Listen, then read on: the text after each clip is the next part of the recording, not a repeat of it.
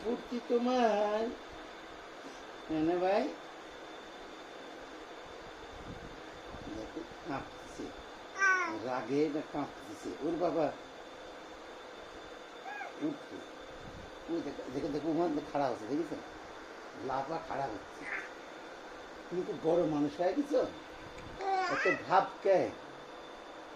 হ্যাঁ, ওই লোকটা, তুমি কি বড় মানুষ হয়েছ? বড় মানুষ হয়েছো তুমি, না না